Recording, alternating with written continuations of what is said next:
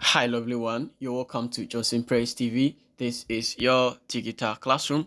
This video is all about UGBS 104 past question review. That's what Principle of Management past question review, and it is the part two. I've already uploaded the part one. If you have not checked, kindly check that video. And if you have not also given me a follow, make sure you follow me and turn on your notification bell for more videos. There's video on sociology. There's video on UGBS 102. That is what computing. So if you have not checked those videos, they are very good and you need to check them. This video, we are going to solve 40 MCQs. That's 40 multiple choice questions, and then 10 theory questions, theory and then short questions. All right. The first video that I released it was 43 multiple choice. 43. The 43 questions include, it was purely MCQ, the filling questions. Okay, the filling were many, so about 20 fillings, and then 23 multiple choice questions. So this one is purely multiple choice, and then theory questions. Okay, the theory is going to be 10 theory questions, but the first one, the theory was 6 theory questions that we solved in the first video. Make sure you don't miss that video, and also check this video, watch it to an end as we continue to grow together. On 31st September, after the exams, we are going to we are embarking on a trip at Akosobo. Okay, so make sure you join us. If you need any details, you can reach out to me, okay, or reach out to Officer Fred, right, or Ebenezer Winnie, that's your course rep. Reach out to any of them. They will give you more details about it. Let's get started because time is not on our side. Number one, it says that standing plans are ongoing plans that provide guidance for activities performed repeatedly. True or false? So it is true. So standing plans are ongoing plans that provide guidance for activities performed repeatedly. Number two, the right inherent in managerial position to give orders and expect orders to be obeyed is termed as A, chain of command, B, authority, C, power, D, unity of command, D, E, leadership. So the answer is what? Authority. Authority is the inherent in managerial position to give orders and expect orders to be obeyed. Let's go. Number three, there are dash level of management. So A 3, 4, B 4, C 2, and then D 5. It is what? 3. We have 3. That's top level management, middle management, and then the lower management, right? Number 4, theory Y sees the positive view of employees as energetic, creative, and willing workers. True or false? So the answer is true. So theory Y sees the positive view of employees as energetic, creative, and willing workers. Number 5, that's standing plan is one time specifically designed to meet the need of a unique situation. True or false? The answer is what? False. Standing plan is what? It's a one time. It's a one time. It's a one time specifically designed to meet the need of a unique situation. Is false. Number 6, dash is what? A flat organization. A, bureaucracy. B, centralized structure. C, matrix structure. And then D, that is what? D, all of the above. And then E, none of the above. So the answer is what? None of the above. None of the above, right? Let's go to number 7. Who published Principle of Scientific Management in 1911? A, F.Y. Taylor. B, W.K. Taylor. C, G.W. Taylor. And then we have D, F.S. Taylor. The answer is what? F.Y. Taylor. That's A, F.Y. Taylor. Number A, the matrix structure combines which two forms of departmentalization? A, process and functional. B, functional and product. C, product and process. D, all of the above, and E, none of the above. So the answer is what? Functional end product, so which is P. The answer is P, right? Let's move forward. Number 9, the strength of the simple structure lies in its A, efficiency, B, simplicity, C, centralization, D, span of control, and then E, specialization. Okay, so the answer is what we call what? The answer is B, that is what? Simplicity. So the strength of the simple structure lies in what? Its simplicity. It lies in its simplicity. Number 10, the strength of the simple structure lies in the strength of what? Its simplicity. So we have done this, right? We have done this. So let's move on to number 11. The matrix structure combines which two forms of departmentalization? Okay, so we have also solved this one. So what is the answer for number 11? Number 11, what is the answer for number 11? So if you know, drop the answer and let's move forward. All right. Number 11. So if you know, if it is you think it is process and functional, type process and functional. Number 11, process and functional. Under the comment section, I'll mark it for you. Number 12. Okay, number 12 too. This has also been solved. So number 12 is who published Principle of Scientific Management in 1911. So if you know, drop the answer. I've solved it with you. So who did that? If you are following carefully, you should be able to provide the answer. Let's move on. Number 13. If a job is highly formalized, it will not include which of the following? A, clearly defined process on work processes. B, explicit job description. C, high employee job discretion. D, a large number of organizational rules, and then E, consistent and uniform output. So the answer is what? High employee job discretion. High employee job discretion. Number 14, that refers to the number of subordinates that a manager directs. A, span of control. B, unity of command. C, chain of command, and then we have the decentralization principle, and E, leadership web. So this is called what? Span of control. I think we even solved this in the first question. Let's let the first video. Number 15, who is referred to as a father of scientific management? Okay, so we have F.S. Taylor. That's A, F.S. Taylor. B, W.K. Taylor. C, F.W. Taylor, and then D, G.W. Taylor. So the answer is what? F.W. Taylor. F.W. Taylor. That's C.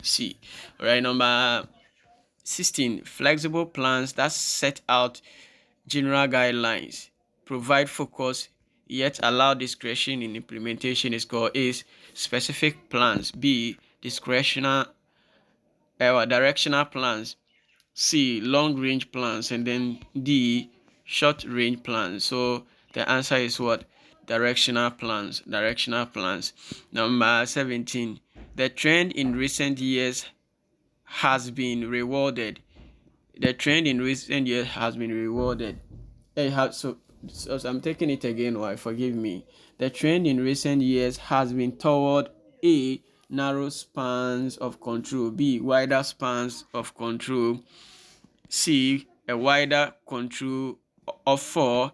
D, an ID plan of control of 6 to 8. And then E, eliminating what? Spans of control in favor of terms of what? Of the team structure. So the answer is what? Wider spans of control. So the trend in recent years has been toward what? Wider spans of control. Number 18, using specific method to define the one best way for a job to be done include all the following. Except, so we are talking about one best way. Okay, the one best way concept, right?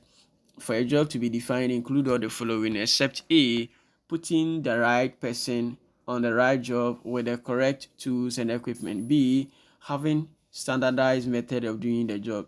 C, providing an economic incentive to the worker.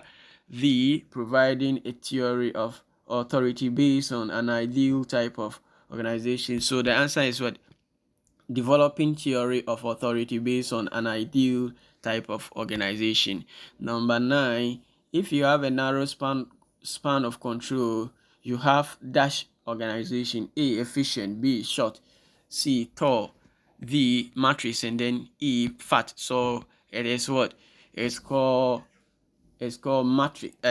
Sorry, the answer is what? Tall. That is C. The answer is tall. C. Right. So if you have a narrow span of control, means you have what? You have a tall organization.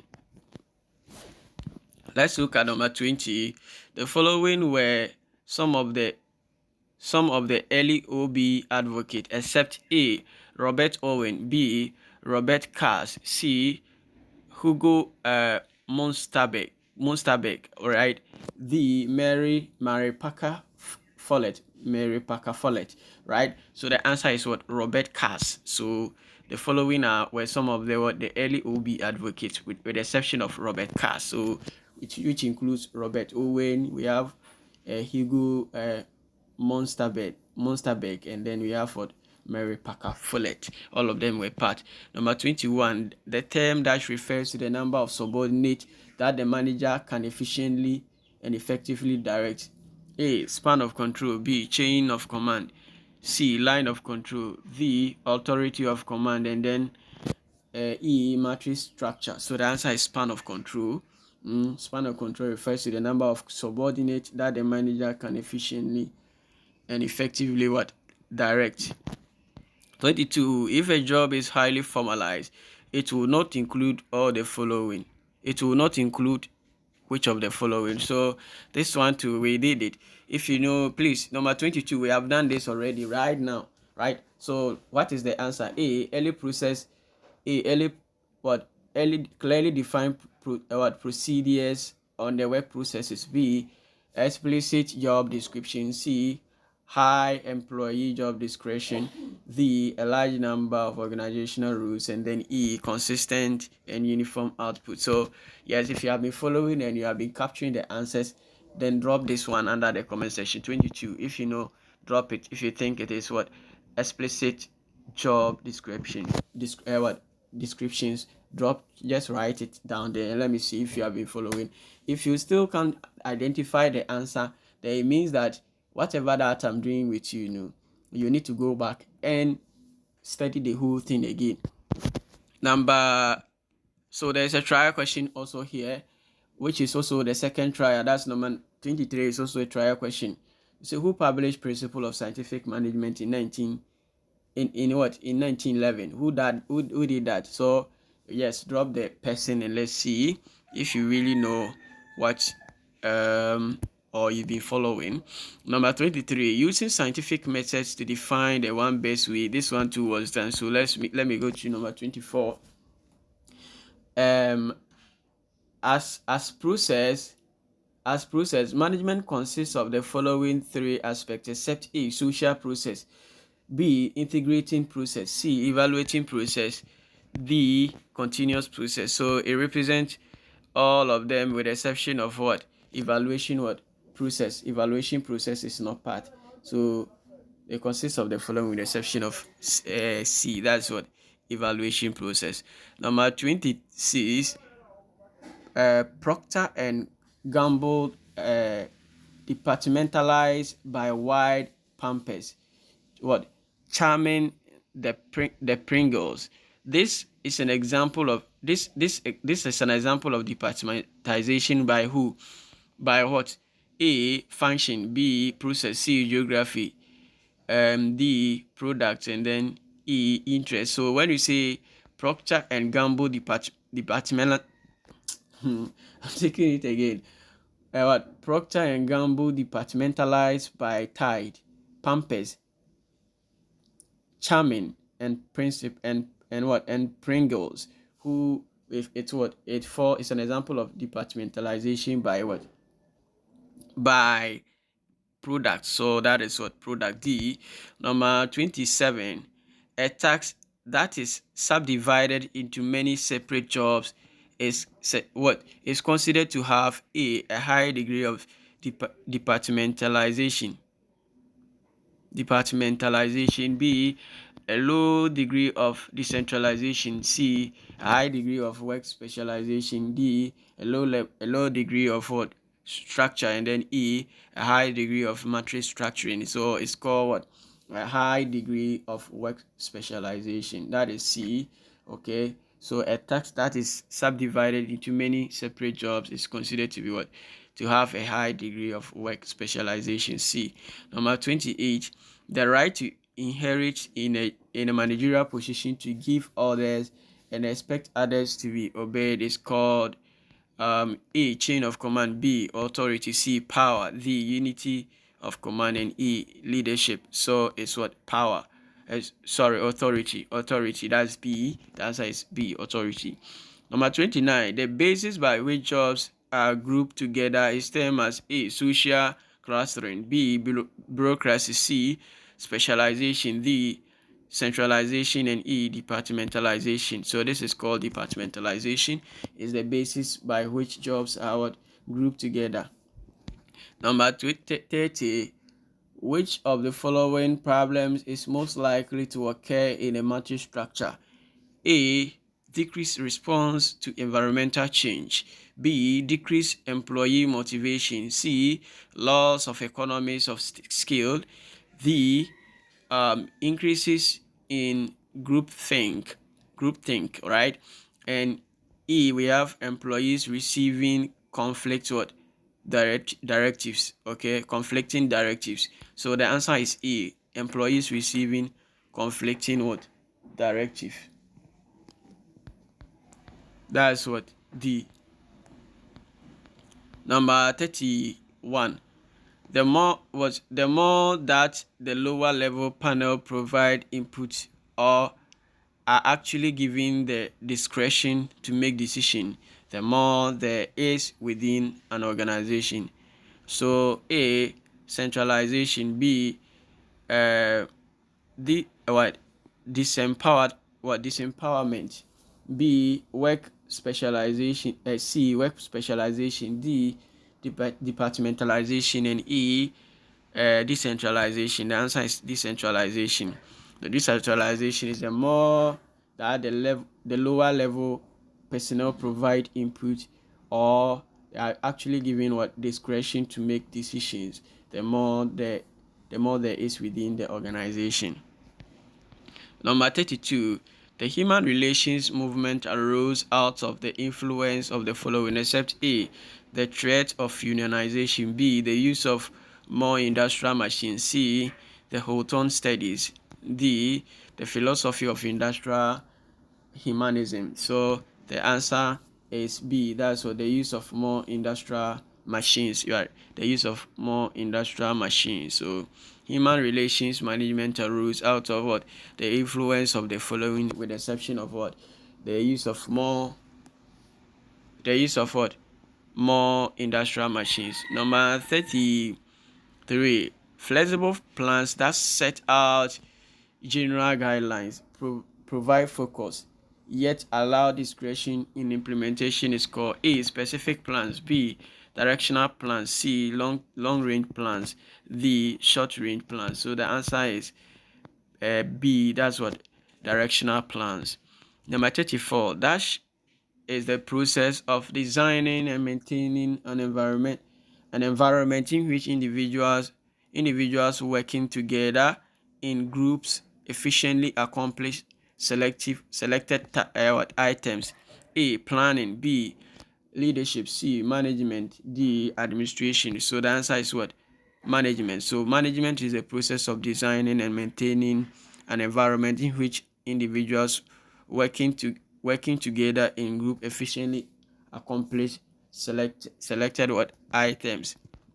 Number 35, the major approaches to management according to your slides are A, 8, B, 6, C, 7, D, 5. So according to your slides, it is what? 6. According to your slides, it's 6. So which of the following is not what? A drawback of narrow span of control? A, it is expensive. B, it makes vertical communication in the organization more complex. C, supervisors may lose control of their employees. D, it encourages overly tight supervision. And E, it helps increase organizational efficiency. So it's E, it helps increase organizational efficiency. Number 37, the theory Y sees the positive view of employees as energetic, creative, and willing workers. True or false? The answer is true. The answer is true. Number 38, which is what the last MCQ that we'll be doing. Then we'll go to the theory question. That's session B, right? So the management by objective, that is MBO, as specific performance goals jointly determined by employees and managers. That progress towards accomplishing goals is periodically reviewed, in which rewards are allocated to the basis of progress towards the goals. I'm taking it again. The management by objectives, that is MBO, as specific performance goals jointly determined by employees and managers. That the progress towards accomplishing goals are periodically reviewed, in which reward are allocated on the basis of progress towards the goals. True or false? The answer is true. Let's look at session B. So it is two set of questions that we are going to solve. That is the session B. We are done with session A. I went to do session B and then session C, right? So follow me and let's continue with this, right? So explain the key management concept with relevant examples, right? So usually when they give you these questions, normally look at the numbers that have been allocated to each question. Okay, if you see if the mark is very high, okay, it means that the demand is very high. But if the mark is not high, it means the answer, they don't really demand a lot of things from you. Assuming if it is 2, you don't really need to write much. But if the answer is like 25, then it means that you need to write well. Okay, you need to really write it well. So it says explain these key management concepts with relevant examples.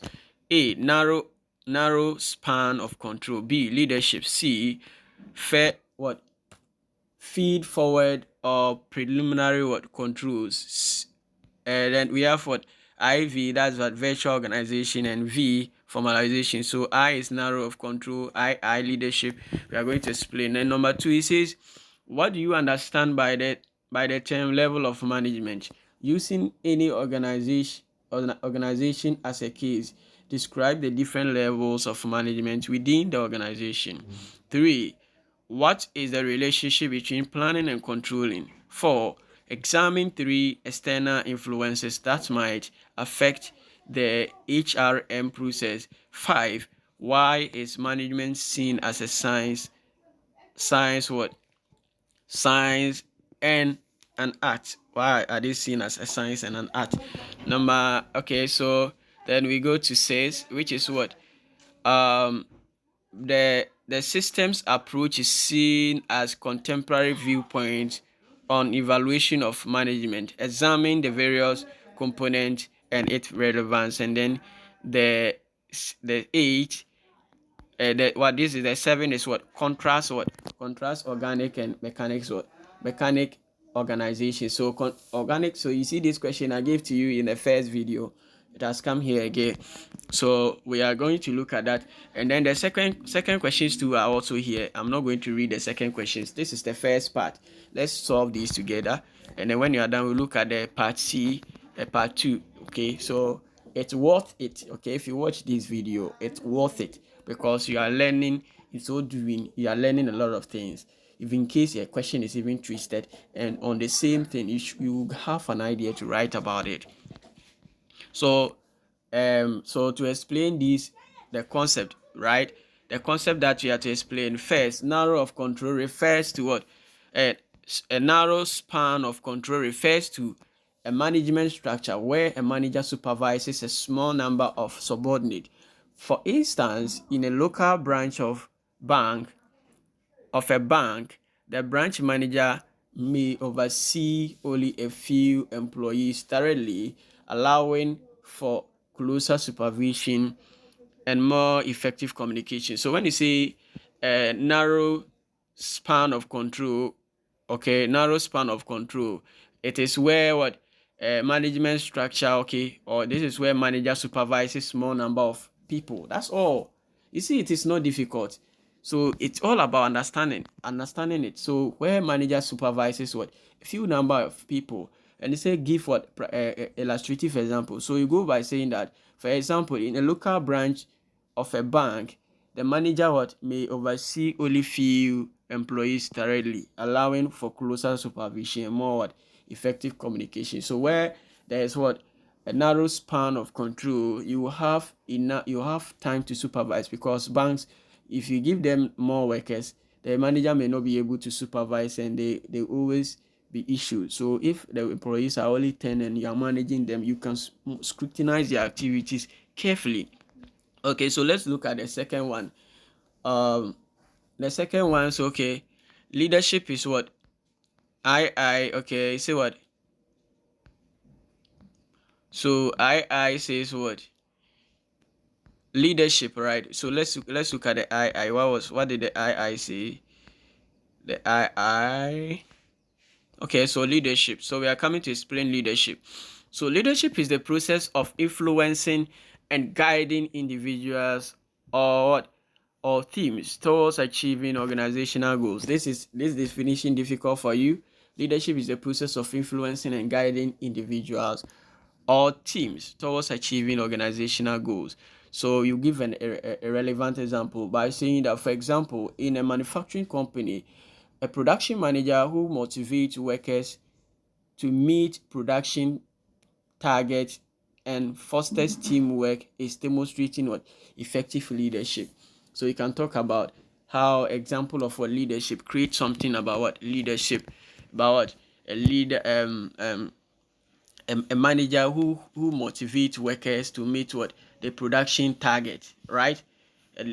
Or probably you can talk about a lecturer who would encourage students to study so they pass their exams. It's leadership, right? Motivating them not to give up, right? It's leadership. Let's look at what uh, feed forward or preliminary controls. Okay, so feed forward or preliminary control involves what? Taking proactive measures to prevent problems before they occur. So when you say feed forward or preliminary control, this is where you take what? Measures, all right, proactive measures to prevent problems before they occur. So you see, it is not difficult. It's all about understanding it. This course is not difficult. It's all about understanding the concept. So an example is what? It's a software company testing a new application as what? Extensively before it is released to ensure it is free of bugs. So where you what? Feed forward or preliminary control is where before something happens you test it, right? You try and try to see if it works, right? For let me give you an example, like um, you trying to what? You try to maybe sell a product, right? And the product, you first maybe do some form of what testing. Then you go to try the product in the market to see if people will buy. You are not investing in it to buy. You do what we call you go and do testing, right? You test it to see if people will buy. If they are buying it, then you can invest money into it. That's a bit one of the strategies. And let's look at, so we are done with the feed forward or the preliminary control. Let's look at virtual organization. All right, so virtual organization operate primarily through organic communication, electronic communication, with employees working remotely from different locations. So when we say virtual organization, this is where workers are working remotely from home. You understand it. When the COVID came, people were not going to work. They were not going to work and they were working remotely from home, right? So an example is what consulting firm with what consultant working from various countries collaborating online to deliver project. That's all. Let's look at formalization. So when you say formalization, formalization refers to what? The extent to which rules, procedures, and communications are written and strictly followed in an organization. So formalization is where what where rules, procedures, and communications are written and are strictly followed. So formalization is to be formalized, means that it's something as what procedures in going about certain things have been written, like the exams you are going to do. Before you write the exams, they've given you procedures on how you should go about it. It's formalization. Okay, so that is it. Let's look at number two. We are done with the number one. So if you're able to explain this, then you'll get your mark. Number two, what do you understand by the term level of management? Using any organization as a case, describe the different levels of management within the organization. So first, you are going to explain levels of management. And I think this one, I did it with you in the first video. It's not the same question, but it's twisted. So it tells you something, right? I'm not talking much. Levels of management refers to different layers of authority in an organization. Typically what? Categorized into middle, lower, into top, middle, and what? Lower levels. In a hospital, for example, the top management include board of directors, chief executive officers, are the CEO, who set overall strategic goals. The middle management might consist of what departments like what the director of nursing or head of what surgery, who implement the hospital's policies and oversees the department. The lower management includes the supervisors and team leaders like a nursing supervisor who manage day-to-day operations of their respective teams. So this is all about the number two. So level of what management, we have three level of management. Okay, the level of management is what the different layers of authority in an organization, and it includes the top management are what the CEOs, and then the big men, right? The board of directors who take strategic decisions, and then the middle management are what are the let's say like for the hospital like this. When you are talking about middle management, they are what they are the like the departmental heads. Okay, the departmental heads like the director of nursing. And then when you talk of lower management, it includes the supervisors, and you get it, that is the lower management. So let's see. Number three, what is the relationship between planning and controlling? So you are coming to tell us the relationship between the two of them.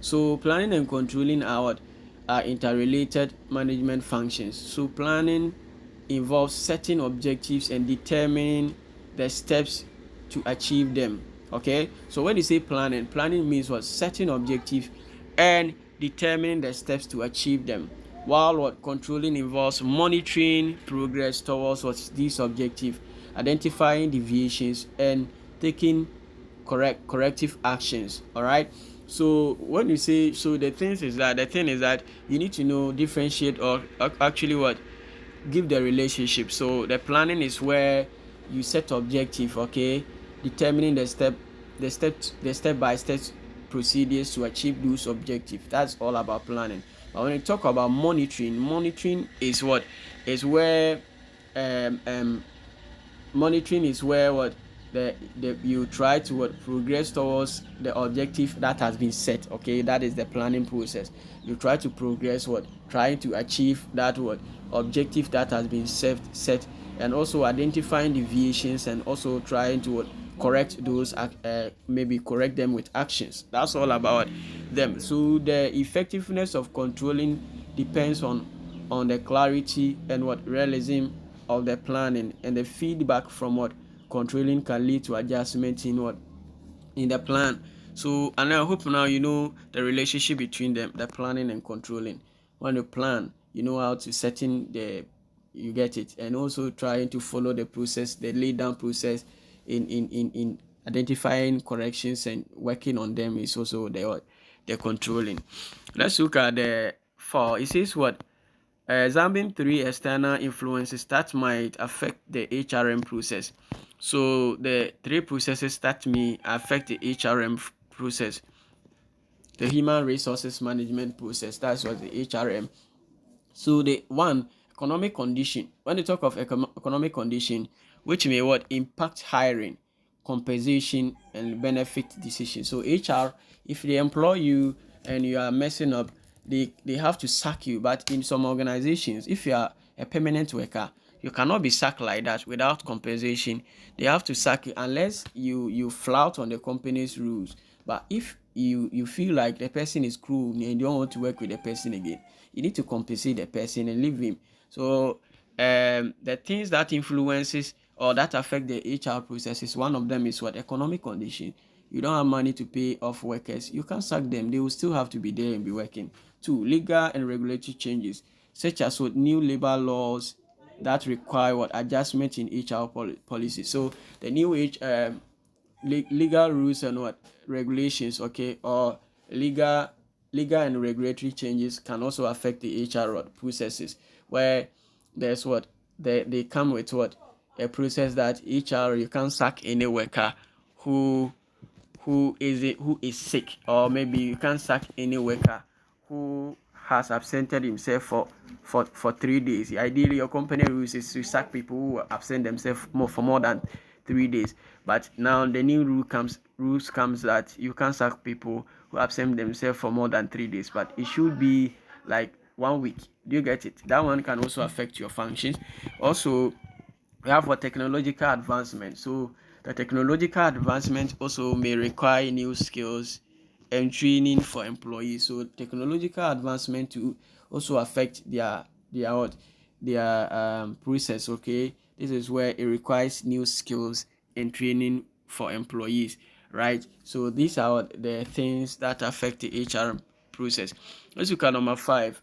Why is management seen as a science and an art? So this is just a 3 mark, okay? So you don't really spend much time in writing these things. So management is seen as a science because it is based on established principles, theories, and data that guide decision making. So it is science because there's theory, right?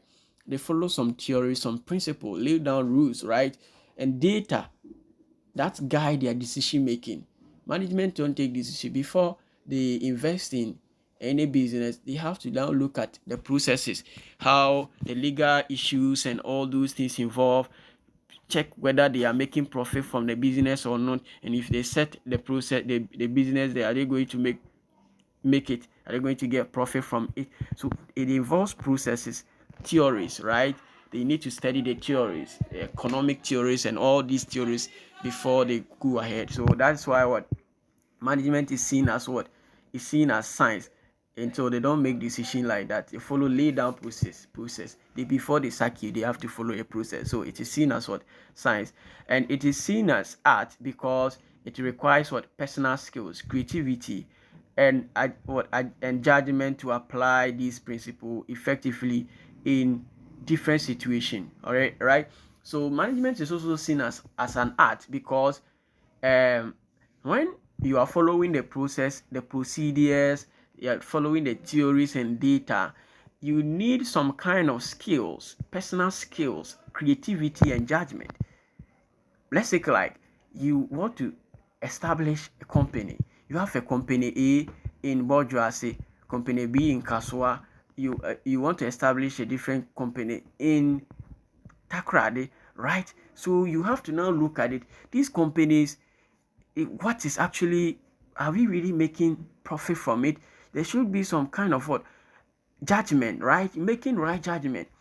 Even this business that we set up, are we making profit or are we not making profit? What is the essence of even creating a business while this business has not grown? If you are not careful, let your business start growing, and you do not take your time for the business to grow well, and you think of just establishing branches, a branch failure can collapse the whole business. So it comes to what experience and judgment, right? Management is all about what? It's an art. So you need to master it to be able to make sound decisions, and you need creativity. You need to create, looking at your situation, your place. There are a lot of you are selling, let's say like you are selling clothes, and you realize that where you are, there's no shop over there that people are buying clothes. This is where you now have to be creative and send some of your shop there to sell to the people there. This is about creativity. So management is about creativity. So you need all these things what in an organization for it to be successful. I hope you now get it. Let's look at it. The second one is that the system approach is seen as a contemporary viewpoint on evaluation of management. Examine the various components and its relevance. So the system approach is seen as contemporary viewpoint on the evaluation of management. Examine the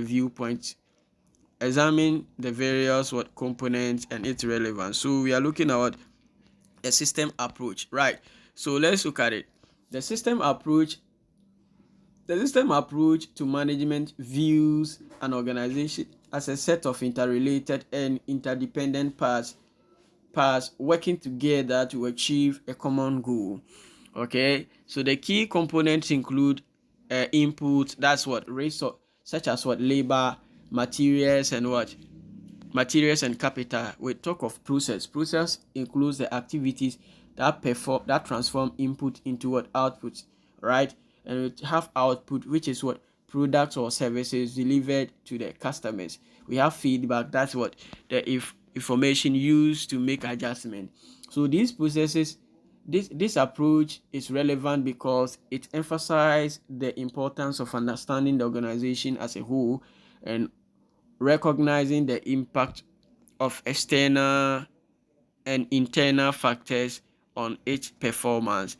By considering the organization as a system, managers can make more informed decisions that align with the overall objectives and adapt changes in the environment. So when you talk of these things, right?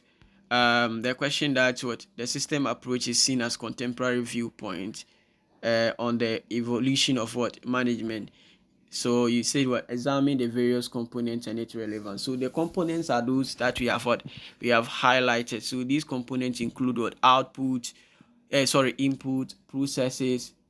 input processes, output, and feedback, right? So we have given you and how relevant it is.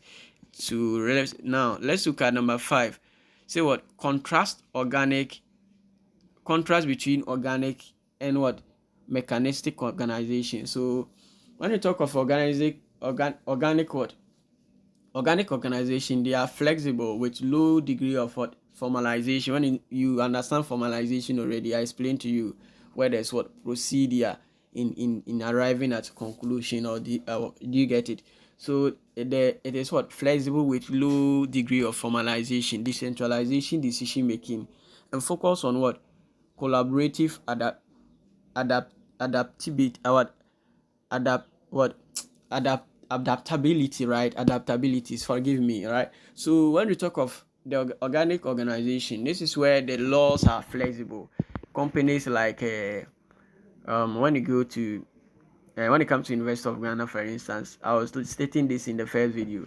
University of Ghana, it is, I can say it's a bit organic organization, because the unless maybe the management level that some things are flex, like very rigid, but there's no clear procedure. Everybody works, okay? If a student, you can go to any lecture hall, you sit down. So they don't really apply some strict rule on students like that. But let's take that is all about what, when you say organic, that is it. But when you talk of what let's look at like an example. For example, a tech startup often would operate in an organic organization with fluid rules or rigid rules, and what emphasis on creativity. So that is it. And let's look at, I've given you the University of Ghana one, even for instance. Let's look at the mechanistic, right? The mechanistic organization, on the other hand, are characterized by a high degree of formalization, centralized decision making, and clear hierarchy of authority. There are some places like when you go, the process, everything is rigid. The moment you get there, hey, stand here. We go to the military. It is what? It is a mechanistic organization. That's why you have to follow pros. Even places that you have to stand. If you don't qualify to stand there, massa, you find yourself in trouble. Not every place you can enter in the military barracks. Okay, so it is what? It's a mechanistic, a typical example of a mechanistic organization. I hope you understand it. Let's go. Let's. This is a different question we are solving. Okay, so it says what? With an example, I'm going to read all the questions, then we explain them. With an example, explain management as a science and an art on both science and art, right? So explain management as science and an art and as both science and art. So you are going to explain the management as science, management as art, okay? And you are going to explain them together as management as what? Science and what? Art, right? Do you get it? You explain them separately, and now you have to combine the two together and explain. That's all. B says what? Ghanaian organizations are expected to be socially responsible. Explain the concept of corporate social responsibility. That is what the CRS. That's Carroll's pyramid of CRS and its benefit to practicing organization. Number 7A. What do you understand by the term of management? Briefly describe the different levels of management. Levels of management is coming. Don't say I didn't tell you. Number 7B, the system approach is seen as a contemporary viewpoint on the evaluation of management. Examine the various components of its theories and its applicability to organization. So number 7, I'm not going to explain this. I already explained this, so I'm not going to explain. But you see, it has. And don't say I didn't tell you. So the system approach is seen as contemporary view. This is the question. This same question is what I explained to you. I think. Let me see. Number what? Yes, number 5. So number 5 and number 7, they are the same. So I'm not going to explain them. If you really want to know, go back to the video and check it. Okay, so number 8, how do you understand the term managerial role? Discuss the different role that managers play in an organization. Question on management is coming. Question on how do you call it? Levels of management is coming, and the managerial rules. I can't show. Number 8, the 8B, planning an organization is irrelevant because environmental factors are uncertain and dynamic. What is your take? The number 9 says that explain these key management concepts with relevant example. Narrow of control, leadership, feed forward. That was feed forward or preliminary control, and then we have what? Ethical dilemma, and then functional structure. So we are going to explain this thing too. We did the first 3 of them, so I'll just leave the first and then I'll add the ethical dilemma and functional structure to it. Then so now let's get started. It says that management as a science and art and both. Okay, management as a science, as art, and both. So now let's look at it. Management as science involves systematic studies, analysis, and application of knowledge. It relies on established theories, principles, and data to make decisions. For example, a manager using statistical techniques to forecast sales and allocate resources accordingly in applying management as what? A science. It's applying management as a science. So this is what we are doing. So management in their science, because they follow, as I told you, they follow processes in what? Making decision. This is where what it use what? Systematic studies, analysis, applications to follow a process. Or as I explained to you, they use theories, they use what lay down procedures in what making decisions. That's why management is seen as what as a science. And for example, if you say that a manager using what statistical techniques to forecast sales and allocate resources accordingly, is what we call an example of what management as a science. Using what a data to forecast what sales, that okay, based on the sales we made this week, I think that next week, even this week, that um this week is what is we are almost in the middle of the week and people have made these sales, so I'm expecting sales to what to go to increase by what 5%, because next week is what next week is we are getting toward the ending. Okay, so it's already well, like we are getting to 31st, and then early what early beginning of the month. So this is where most of the workers take their salary. This is what we call what you're applying what science. And management as an art also involve what management as an art involves skills, creativity, and judgment to effectively apply management principles in real world situation. So example, a manager who motivates a team through personal charisma and adapt leadership style to different situations and practicing, well, it's also practicing management as art. So management as art is where you use your personal skills, creativity, and judgment. Okay, despite the data that you have, when you try to also use your personal experience, that okay, last week, despite the fact that I'm expecting 5% sales next week, it doesn't really happen like that, because you are using experience you have. Do you get it? It doesn't normally happen like that. So I think this week, yeah, I won't really do much investment like that. It may not, it may fail, right? So this is where you are applying management as what? As an art. Okay, you are using your skills, you are using your charisma, you are using your judgment to apply to the data. The laid down data you've been made. That's management as art. So management as both sides. So I've explained both of them separately for you. So now we are coming to take all of them together. Management as both sides, at both science and art refer it means that while managers rely on scientific methods to make informed decisions, they also need their intuitions, experience, and interpersonal skills to implement decision effectively. That's all we are trying to say. So while management as what as science is where they rely on the scientific method, inform decisions, like you need to inform people, you need to hand this over when you are not around, hand it to your assist, your deputy, because it is what as a science, because the moment the president is not around, the vice should take over. But this is where you realize that the vice president is not trustworthy. So in your quest to maybe make some changes, applying your wisdom in making that wise decision, maybe letting the treasurer take over. This is what we call management as art. Okay, you are applying your personal experience, your skills, your decision making effectively. That doesn't mean you follow the lay down procedure always all the time. Sometimes it doesn't work like that.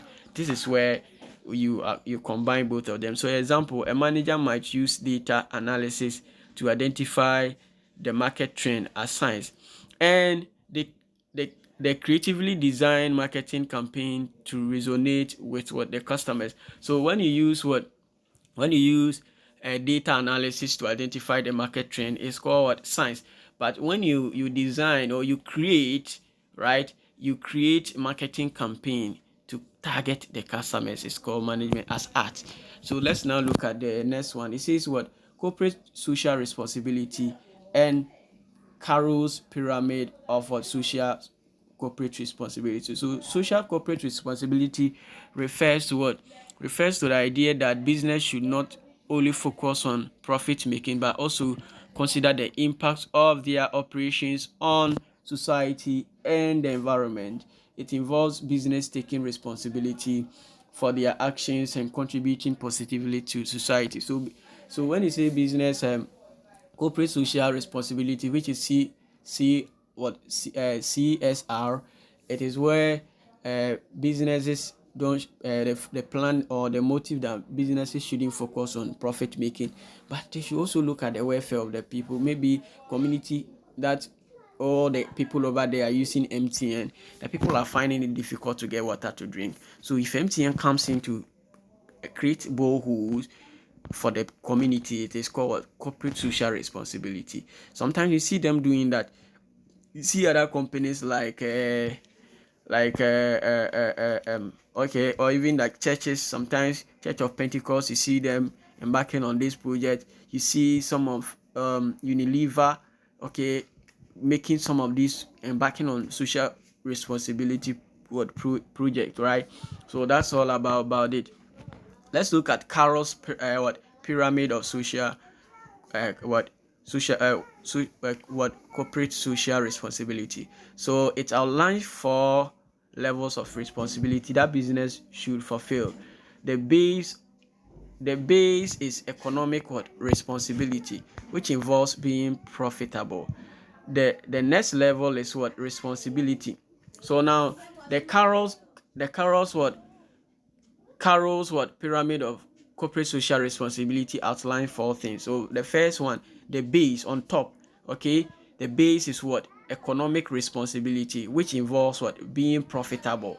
That is all about the base. And then the next is what legal responsibilities. So this is where business must comply with what the laws and regulations. So it is telling you that the businesses, despite the fact that you you what you actually involve in being profitable or making profit. The next one is to also comply with the legal regulations. Okay, the third one is ethical responsibility. This is where businesses should act ethically and do what is right even beyond legal requirement. Okay, ethical, when you say ethics, okay, you don't go and create a big tunnel or a big hole.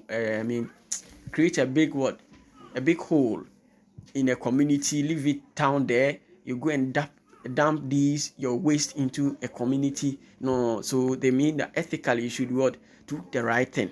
Okay, you shouldn't be engaging in bribery and other stuff as a company, right? And also the top level is philanthropic responsibility, where businesses voluntarily contribute to social good, such as through donations and community development. So the philanthropic. So the top is philanthropic, followed by that's the legal requirement. Okay. And the next one is the third one is so the top is philanthropic, followed by ethical responsibility. After that, then you go with legal responsibility, and the last is um economic, right? So let's go.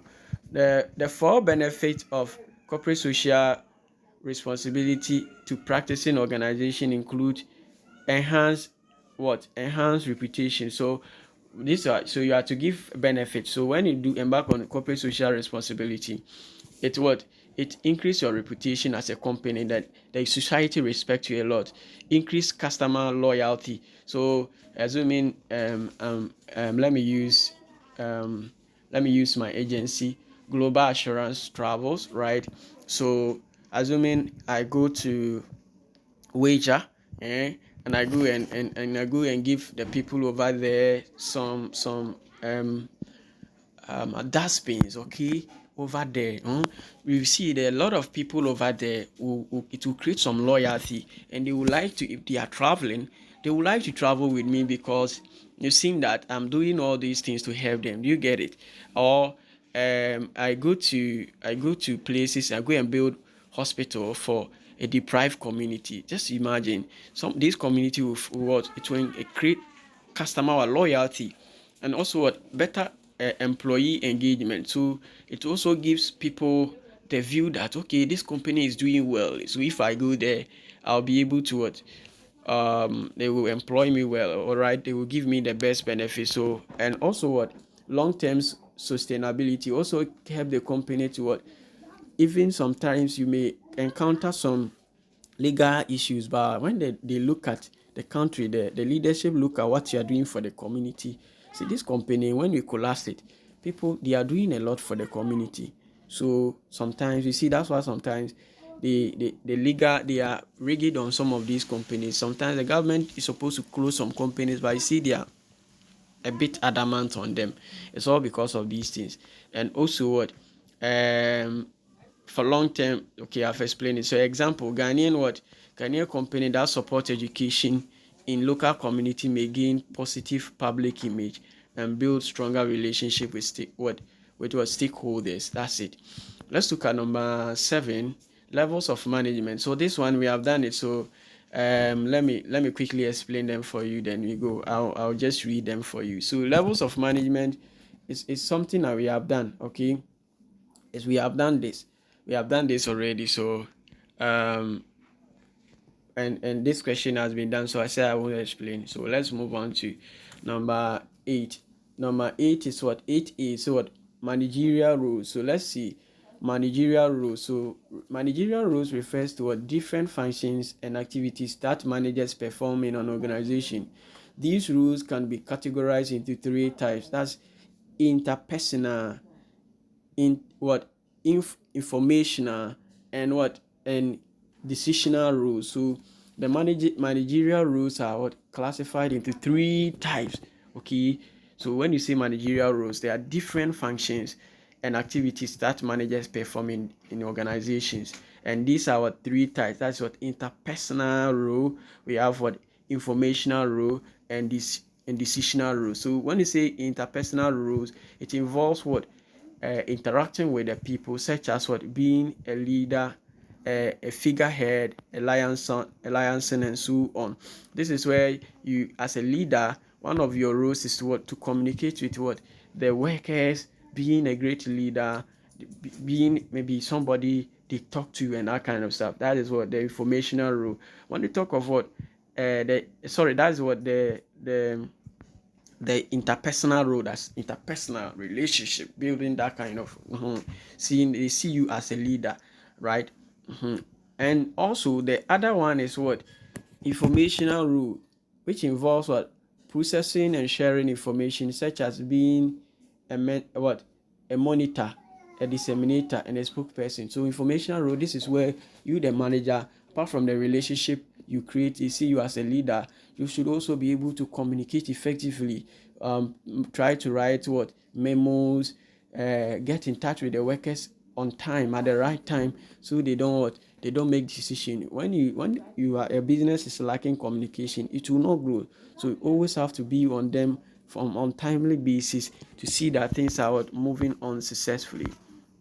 Let's now look at the next one. That is apart from the informational rule, we have decisional rules. So this rules involve decision making and solving problems, such as being an entrepreneur, disturbance handler, and also allocator and negotiator. So this is where the decisional, this is where you, as a manager, you don't give information, and you don't take the position just as a leader alone, but you make decisions, where you go and do negotiations. This is where you allocate resources. This is where maybe try to solve problems. This is the third role. So you can explain them in your own way. Is this difficult to do? No. So let's look at B. You see relevance of planning in dynamic environment. So B says relevance of planning in dynamic environment. So planning in an organization is still relevant despite the uncertainty in dynamism of environmental factors. Planning provides direction, helps set objectives, and allow organizations to anticipate potential challenges. While it is true that the environment is uncertain, effective planning includes contingency planning, which prepares the organization for unexpected changes. For example, a company might create flexible plans that may be adjusted as new information becomes available, ensuring that they remain responsive to changes in the market, right? That is the relevance of planning in dynamic environment. So it helps to set objectives okay, and also allows the organization to anticipate potential challenges, okay. Even though it is the environment is uncertain, but effective planning includes where contingency planning, where you prepare the organization for unexpected changes, and so on and so forth. That is all about it. Let's look at number 9. So they say we should explain what narrow of control. Please, I've already done this with you. So what is narrow of control? Drop it under the comment section. Type it for me. Explain it in your own word. What is leadership? I want to drop it. What is feed forward or preliminary feed forward or preliminary control? Drop it. Let's look at an ethical dilemma. When you say an ethical dilemma, it occurs when a decision must be made between two or more challenging options, okay. For example, a manager might face an ethical dilemma when deciding whether to cut jobs to save costs or keep employees but risk the company's financial health. So ethical dilemma is where you are stuck between two decisions and you don't know what to do. This is where maybe example is where you are you are between two decisions where you need to the company is collapsing and you have a lot of workers, you have 10 workers, okay. If you cut 3 workers, you can save money to help the company grow. And in also thinking of the relationship you have built with the workers, cutting them or sacking them too is another issue. So this is where you are stuck between two decisions, don't know what to do, okay. Here you have to make sure that you take decision that also don't really affect you, right? You take decision that also don't affect you, so you have to apply judgment, all right, sound judgment, okay. Yeah, two of your friends are contesting for SRC president, you don't know who to support. This is where it's better you don't even go out, but the moment you show your face, one is going to hate you. So massa, university is all about building network. It's not about politics you go and create enemies for yourself. Oh, you see why I'm not campaigning for this DSRC president. They are all my sons and daughters, and I can't go and say I'm supporting this, I'm not supporting this. Do you get it? For they are my sons and daughters, so I can't support anybody because I know all of these candidates contesting. So I can't go if I say I'm supporting this. Even though if I support, you can't do anything to me. You get it? I am on my own. You can't do anything, and you get it. But the thing is that it is no good. Just continue to be there, and that's all. Politics is just like a year. I finished one some, but relationship continues forever. So I choose relationship over politics. That is it. And let's look at the last one. This is a functional structure. It's an organizational design where the company is divided into department based on on functions such as marketing, finance, and production, okay. For example, in manufacturing company, the marketing department focuses on promoting product, while the finance department manages the company finance. So when you talk of a functional structure, is where the organization design, okay. A functional structure is it's an organizational design where the company is divided into a department based on functions, okay. So they create, this is where they divide the company into functions. Maybe there's a marketing firm, a marketing a production, and maybe finance department, production department, finance department. So production oversee the production issues, and finance also look at the financial aspect of the company. That's all about it. And please, there's a trip coming on, okay, on 21st, on 30, that's 21st September, that's next month, okay. 21st September. So we are going to Akosombo, that is Peninsula. We are also going to Shy Hills. We are also going to a place like Shy Hills, Akosombo Dam, Peninsula, where we are going to, we are going to embark on this boat drive, canopy walk,